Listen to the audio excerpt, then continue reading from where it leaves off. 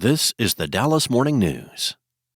Eat, Drink, DFW from the Dallas Morning News is made possible by Central Market.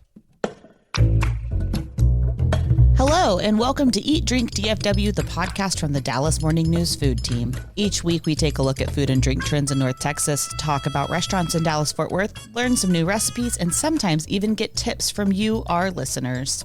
I'm Anna Butler, the Dallas Morning News' food editor, and all this month we'll be focusing on our favorite recipes for summer. We've been collecting ideas from listeners, readers, coworkers, and even family members, and we can't wait to share them with you. That's all coming up right after this. Don't miss the Texas Chowdown going on now at Central Market, where we're really into Texas. Like our buttermilk pecan pie is nuttier than a rodeo clown. We like our cowboy cut bacon even thicker than the humidity. And when talking Gulf oysters, we shuck around and find out. We're really into Texas. If you are too, gather round for the Texas Chowdown, featuring tasty local favorites from the Panhandle to the coast, as only Central Market could wrangle up, like Gulf shrimp, Texas beef, local peaches, and more. Shop now at Central Market. For the latest food and restaurant news in Dallas-Fort Worth, visit dallasnews.com/food. Also, we'd love to hear from you, so email us at eatdrink@dallasnews.com. Today, I am joined by our food writers Sarah Blaskovich, Imelda Garcia, and Chef Andre Natera. And we've been busily collecting recipes for your summer months, reaching out to our listeners and coworkers, even family, to find the best ideas for the hottest time of the year. I wanted to start with an obvious one in my family, tomatoes.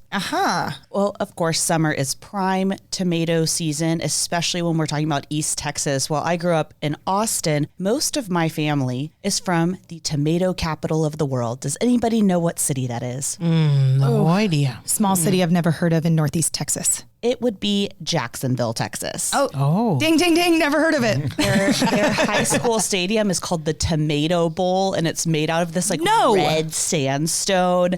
It's epic. But I love that so much. you know, my grandmother just being older than she used to be, as it happens with time. But so it explains time to us. Well, so she now lives in Fort Worth, so I don't get to go to Jacksonville as much, but I grow amazing tomatoes, and so does my mom. And you might be asking why. Well, we pilfered a lot of soil while she still lived there. By the gallons and gallons of it. So we truly believe that this Jacksonville soil makes all the difference in the world. But like a Jacksonville tomato, I'll eat it like an apple. I'm a heathen. Do you put salt? Do you bite and then do like a little sprinkle of salt? I mean, you could. I would do it without salt. I would do it lemon pepper, and I'm talking about like the processed one. But Lemon pepper on tomatoes. Well, that also might be nostalgia, though. You know those recipes where you're like, I don't know if it should actually taste good, but it does. Kraft macaroni and cheese. There's nothing wrong with Kraft with a K. Anna, is there a tomato festival or something like that in Jacksonville? Yeah, there's a tomato fest every summer, Imelda. It's a great question. You could go yourself. Yeah, let's go. Chef Andre Natera, if you were preparing tomatoes for a dinner party, let's say, what would you do with the wonderful tomato? First thing I would do is make sure it's in the summer. Yeah, Great. I would get the best tomatoes I could find. So good advice, if you're not sure what the best tomatoes are, they should look like the ones that you're not used to seeing. They should be irregular. They should be different shapes, different colors. They should be slightly soft. And I would get a variety of tomatoes. I'd get a variety of olive oils. So splurge, get a variety of salt, and then just slice up the tomatoes, put the olive oils out there, put the salts out there, and say, have at it. That's what I would tell people. It's a do-it-yourself. Yeah, do it yourself. Maybe Love that. Maybe some different accoutrements, like maybe get some burrata cheese or some mozzarella, get some prosciutto, maybe a couple of vinegars or like a Vincoto or a Saba balsamic or something like that. But other than that, like the best thing about tomatoes, like you said earlier, is that they are delicious, and sometimes they just need a tiny lift on the volume, and that could come in the form of salt or acid. I want to go to this party and I want to go real bad. You two are not alone in your love of tomatoes. Now, when we posed the recipe question to our readers and listeners, tomatoes were heavily featured. And all we did was ask about your favorite summertime recipe. We were not specific on vegetables. We got this salad idea from Chris. Hi, everyone. This is Chris from Highland Park, Texas. I know you're looking for some really great summer recipes, and there's one that is a great memory of mine growing up, and that was in the summertime, my grandmother would make this incredible summer fresh tomato salad. You know, you wait for the right time in the summer where the tomatoes are the best that they can be all year round, and as long as they're large, ripe, Texas-sized tomatoes, you can add some cucumbers. That's the color green. You add a few sliced peppers, maybe a red one and a yellow one, You're certainly going to add a red onion, and you kind of baste it in a day in oregano, red wine vinegar, sugar, olive oil, salt, and pepper. So what you get is you get the tartness of the vinegar, you get the sweetness of the sugar, you get the saltiness, but you also have these tremendous flavors from the tomatoes that come out. And the key to this is to make sure that you make it, you fridge it. It could be overnight or a few hours, but what you really would like to do is serve it at room temperature. It just needs time for all the ingredients to get through those tomatoes, and they'll never be juicier than after a few hours sitting in kind of this moat of flavor from everything. And serve it room temperature with the family, and I will tell you, you're going to love it. It's an easy recipe. And here is a pro tip for free. Save the juices. They are so good, and they are great for a salad later in the week, a dressing on top of some grilled vegetables. There's many different reasons that you don't want to get rid of the great juices that come from this salad. Ooh, that sounds really good. I think I could find so many uses for that leftover juice. I might just drink that, Take it like a shot. Correct. Jack also had something to share. Hi, this is Jack from Dallas. My favorite summer meal is a simple BLT. Sourdough bread, Duke's mayo. You can't show up with Miracle Whip. It's not actually mayonnaise. Dukes are nothing. Heirloom tomatoes with a little bit of flaky salt. I always get my tomatoes from Central Market. They've got the best heirloom. Crisp lettuce, crispy thick cut bacon. It's the perfect meal when everything is hot out. Oh, and tell Sarah Blaskowicz I said hi. Hi, Jack. Hey, I love how something as simple as a BLT gets controversial, especially when it comes to the mayo. Where do you stand in this debate? I say mayo is important. I don't mind Miracle Whip, but if you're going to go all out, make your own mayo. Or if you're not, why not try like Japanese Kewpie mayo? To me, that's where I would go with my BLT. Ooh. I worked on a cookbook once and there was a BLT in it and everyone was like, why are you putting a BLT in it? It involved pickled hard-boiled eggs, which was a very fun twist to make it a little bit different if you wanted protein and gains. And we do. What we also did though was we reserved the rendered fat from the bacon, and that was the fat that we used for the most part in the mayo. So it was a bacon infused. This is not like a new thing since time began type of innovation, but it is a fun one if you're up for experimenting with something different. Also, then you have bacon-infused mayo in your fridge for all the times. And anytime I need mayo, I think I would be fine with it being bacon-flavored. And one of the most interesting one I had was crab fat mayo. Oh. Like, it sounds strange, but it was good when I had it. I didn't even know that crabs could get fat. Correct. So this was a Filipino product we had picked up. It was a crab fat mayo. Same process, some yolks. The crab fat mayo, we added a little bit of acidity into it and just put it in the blender and have at it. And then, everyone knows how to emulsify mayo. That sounds really good. I want to hop back in on the Miracle Whip comment and say that I don't like that at all.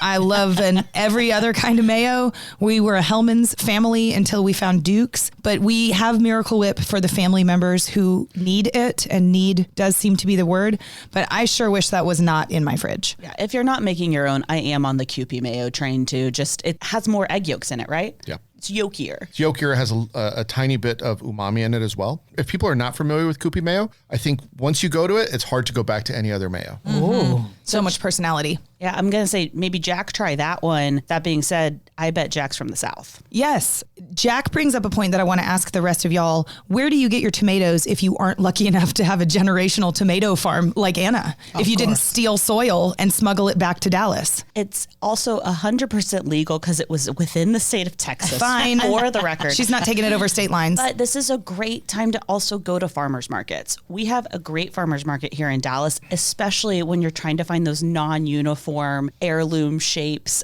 what Chef Andre was talking about. The farmers market is awesome for that. Otherwise, Central Market actually does stock Jacksonville tomatoes, depending on the week. Maybe you grow your own tomatoes, You don't need a lot of space for that. You just can't have squirrels. Yeah. I'm going to be honest. Julie's been making faces this entire time. So you got a problem? I hate tomatoes. I hate all of them. And I know I won't even eat the beautiful heirloom tomatoes that my husband grows in our little side garden. And it's funny you mentioned the squirrels, because they will go and take a few bites out of a tomato and then throw it in the pool just so he'll see them. No. But tomatoes are disgusting. They're like larvae. They're not done. And anytime because they always put tomatoes on my stuff. They'll put it in my salad and on my sandwich. When I try to take it off, it's left its goop on there. So it it still will taste like a gross raw tomato. So for anybody who's like me, instead of the tomatoes, I will make red pepper sandwiches with mozzarella during the summer with like ciabatta or sourdough or something. And it's super easy. Get a jar of roasted red peppers and dump some balsamic in there so it gets a little sweet and sour. Melt the mozzarella on top and put some salad greens on it. It's really, really good. And there are no tomatoes. I have a question for Julie. Do you like ketchup? I love ketchup. I love all kinds of tomato products. Okay. That doesn't taste like tomato to me. Tomato is like sour and weird.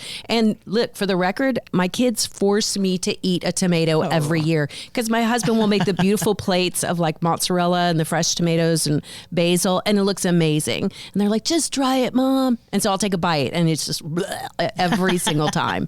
We do have some options for people like Julie who hate tomatoes. Hi, this is Jessica in Keller, and I wanted to tell you about one of my favorite recipes. We always make it for the Mimosa Mom morning. It's required. I don't think people would come if we didn't serve the casserole. We've been making it for that annual event for the last 8 years, where moms just come once a year and they get served a warm breakfast. They're not allowed to bring anything, and it's usually casserole, coffee, and mimosas, maybe some fruit if we're really being good. Okay, you're going to need a roll of crescent rolls, and you're going to put that out in a 9x13 pan, and then you're going to brown a roll of hot sausage. It has to be the hot. Like, it won't taste good if you get the mild or the sage or the whatever. And then you whip together 8 eggs and a can of cream of onion soup, and then you layer on the sausage on top of the crescent roll. Then you pour the egg soup mixture over the sausage and kind of even it out. And then you sprinkle 2 cups of cheese on top. I usually use sharp cheddar. Doesn't really matter. Then you put the lid on and you put it in the refrigerator overnight, also required. Then the next morning, or whenever you need it, you cook it at 350 degrees for 45 minutes until the top is brown and bubbly.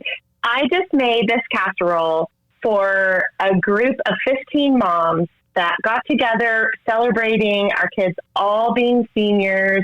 And let's just say we had it for breakfast and for lunch, and the day ended with tears and hugs and warm fuzzies for everyone. It's always good to have a casserole recipe. And I also make a breakfast casserole sometimes for a football tailgate if it starts early in the morning. I don't think you need a breakfast casserole recipe. Those are not my favorite. Wait, why? I'm happy for people who like them. I have scarring memories of eating strata growing up. Chef, I want to ask you, what's your take on a can of cream of something in a casserole? As a home cook, this is like in a lot of holiday recipes. And I know you may not cook like that in a restaurant, but what do you think about that? I understand why people do it, the tradition of it. But I would also say it's not that difficult to make whatever's in the can also. Fair enough. You know, if it's cream of mushroom, you could slice a couple of button mushrooms up and saute them with a little bit of onion, add some cream. It's the same thing. Fair. And we have one more recipe that I think we all need to try.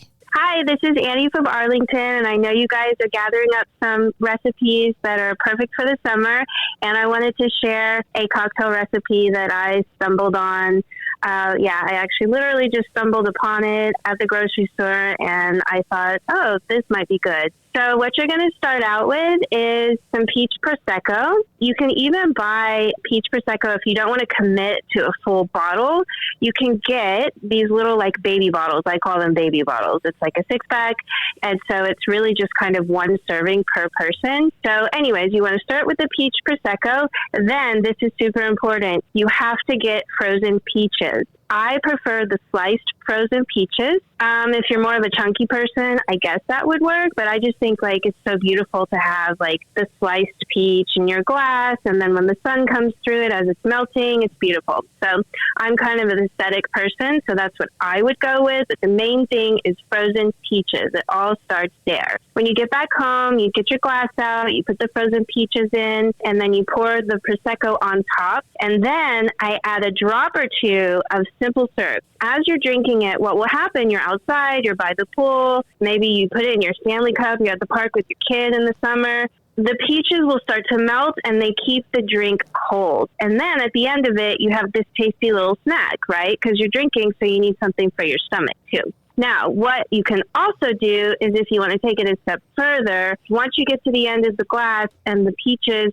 have really kind of melted quite a bit, you scoop them out, you put them in a bowl, and then you could pour whiskey on top of that or vodka.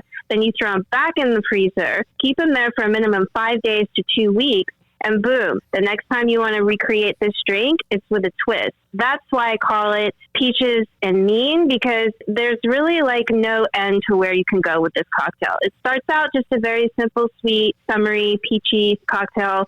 But if you want to take it up a level, 5 days to 2 weeks later, you put those peaches back in there, but they've been sitting in whiskey. And so your little snack at the end is going to have a way different effect. And that's it. That's my Peaches and Mean cocktail. Okay, she had me at Stanley full of booze. It sounds like it would also be delicious if you wanted to cut the sweetness at all with a little bit of topo. Yeah, agree. Bubbles and less booze.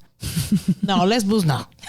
No. I can't wait to drink that. I'm gonna make that tonight. Well, I was wondering, gang, if we should have a peaches episode. Peaches are one of my favorite things to eat in the summertime. And I grew up going to Northeast Texas to a lake where we would eat peach ice cream and peach cobbler. We would put it in salads. We would eat peaches like they were apples in July. So I love this cocktail recipe simply because it highlights one of my favorite summertime Texas ingredients. And that's all the time we have for today. If you have an easy summer recipe to share, email us at eatdrink@dallasnews.com. And we don't want you to miss an episode. Make sure you're following Eat Drink DFW wherever you find podcasts. Special thanks to our producer, Julie Fisk. For the news, I'm Anna Butler. Thanks for listening, and we'll see you next week.